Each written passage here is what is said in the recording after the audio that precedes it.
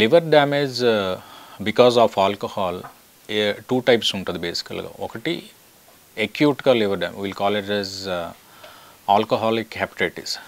రెండోది liver cirrhosis develop అవడానికి. So ఈ లివర్ సిరోసిస్ అనేది బేసికల్గా it is a called chronic liver disease. అది ఎంత ఎక్కువ రోజులు తీసుకుంటే అంత డ్యామేజ్ అవుతుంది. Liver cirrhosis because of alcohol develop అవడానికి అట్లీస్ట్ ఒక 20 to 25 years daily regular basis మీద తీసుకుంటే లివర్ అనేది డ్యామేజ్ అవుతుంది.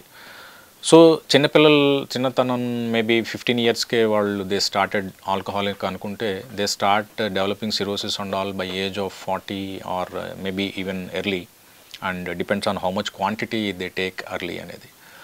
So that is a grade stage wise process ఉంటుంది. లైక్ స్టార్టింగ్లో కొంచెం చిన్నగా ఎఫెక్ట్ అవ్వడం, అప్పుడప్పుడు ఇబ్బంది రావడం, దాని తర్వాత లివర్లో సిరోసిస్ డెవలప్ అయ్యి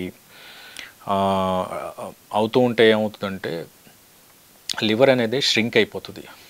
లివర్ ఫ్యాట్ కంటెంట్ పెరిగి లివర్ అనేది ష్రింక్ అవుతుంది, సైజ్ తగ్గుతుంది, లివర్ సర్ఫేస్ వచ్చేటప్పటికి ఇర్రెగ్యులర్గా అవుతుంది, లివర్ బార్డర్స్ అనేది బ్లంట్గా అవుతుంది. ఇది ఇంటెస్టైన్ నుంచి వచ్చే బ్లడ్ ఫ్లోకి లివర్ ఫైబ్రోసిస్ అనేది పెరిగి బ్లడ్ ఫ్లోకి ఒక అడ్డుకట్టలా ఉంటుంది. సో దట్ ఏంటి అంటే బ్లడ్ అనేది ఇంటెస్టైన్ బ్లడ్ వెజల్స్లో పూలప్ అయిపోతుంది. సో దట్ మనం ఏదైనా ఎండోస్కోపీ చేస్తే అక్కడ మనకు వ్యారిసెస్ డెవలప్ అవటం కానీ, this happens over long period of time, so early ఏజ్లోనే ఇంటెస్టైన్ మనం ఆల్కహాల్ స్టార్ట్ చేస్తే వెరీ అర్లీగా